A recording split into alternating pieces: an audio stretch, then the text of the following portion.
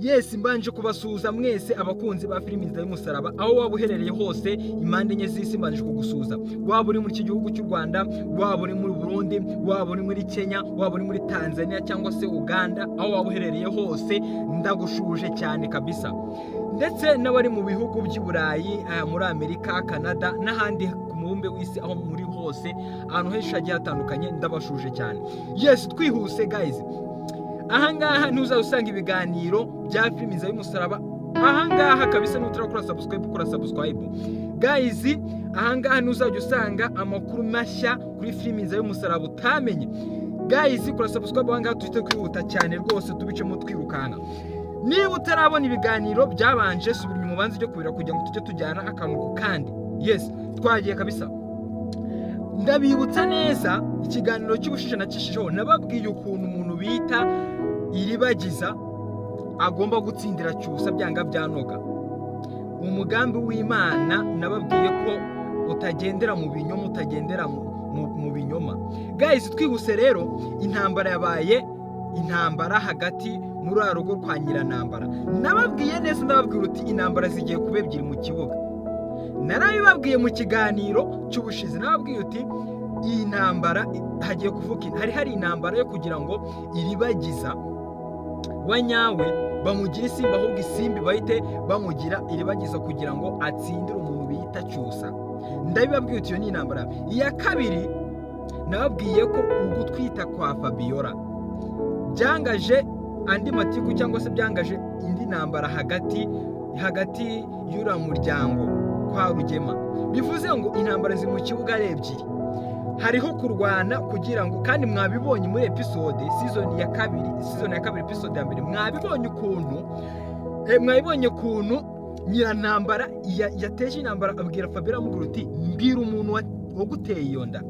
Ariko Fabiyora yanze kumuvuga, ariko byanga binoga agomba kumuvuga. Mwabonye ukuntu umuntu bita Nyiranambara yafashe uriya mukobwa akamunigagura, akamubwira uti ntabwo ugomba kumbwira umuntu wateye inda Fabiyora. Yamunigaguye, umva urufuzi ruraza. Hanyuma yamubwiye ko atwite ku munota wa burembe. Ndamubwira uti sha, baca umugani mu Kinyarwanda bakavuga ngo nta muntu utwika inzu ngo ahishe umwotsi. Narabibabwiye, ndababwira uti mucunge neza, murebe neza, ariko nanezerewe. Buriya iyo ukoze nabi Imana iguhemba nabi, wakora nabi Imana ikaguhemba ingororano. Bivuze ngo nta mahoro y'umunyabyaha. Bivuze ngo umuntu witwa Fabiyora agiye kurwana intambara ikomeye cyane kuva byamenyekanye ko atwite.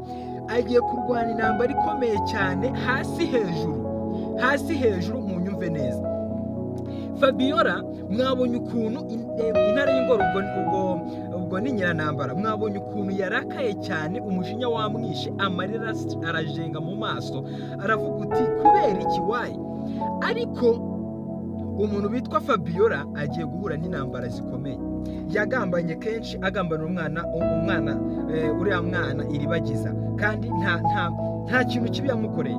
Yagambanye kera, yateze imitego myinshi, yakoze ibintu byinshi bitandukanye kuri iribagiza kugira ngo bamutware cyusa.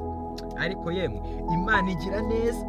Umuntu bitwa iribagiza nabwiye ngo mumusengere, natwe twese twaramusengeye cyane kabisa kugira ngo iribagiza atsindire umuntu witwa cyusa. Kandi turetse n'ibyo kuvuga ngo amuhaye impyiko, mwabonye episode zatambutse ukuntu iribagiza yagiye arwanira cyusa, intambara yarwanye, uriya mwana w'umukobwa yarwanye intambara nyinshi cyane. Mwabonye ukuntu wica hariya, ukuntu umuntu bita bakimara kuvuga iby'impyiko, umuntu bita isimbi yahise ahaguruka aramukorwa cyane. Hanyuma ibintu bigenda nabi, nawe ubwabo barikanga. Ariko akandi kantu nabonye katari keza, muri muryango wo kwa cyusa, kari agahungu karimo kagakozi kagenda kabaneka kumviza amakuru kayajyana hariya.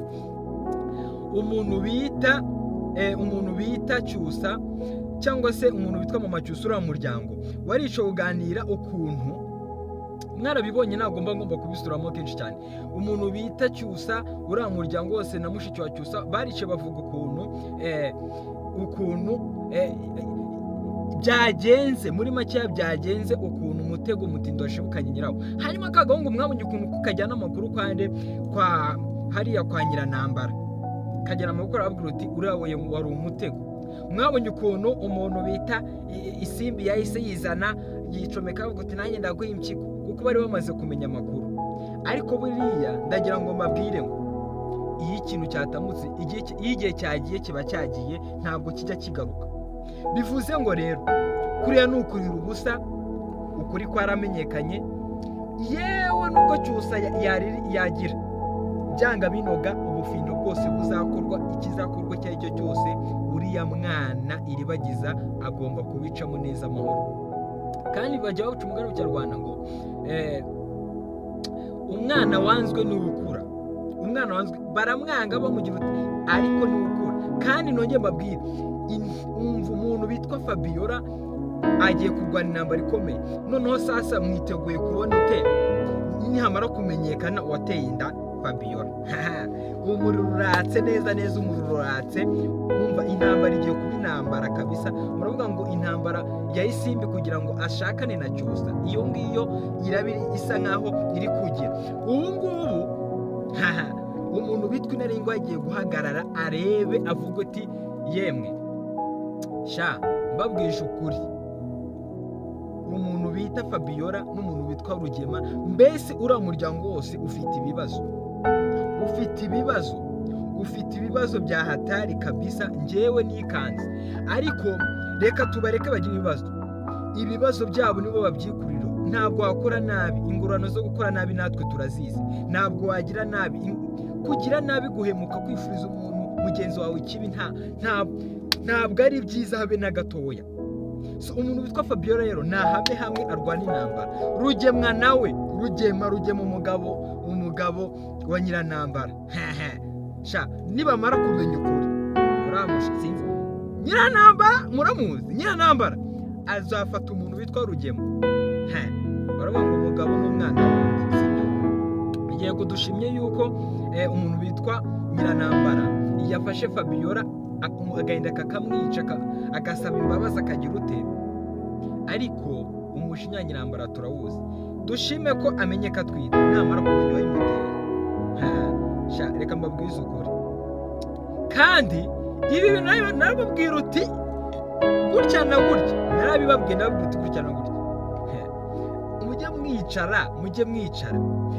Niyo mpamvu mbabwira ngo ntabwo umuntu bita Isimbi agomba kuba uwa Cyusa, byanga byanoga agomba kuba uwa Yiribagiza. Njye niko mbabwiye, kandi muzajya mubibona.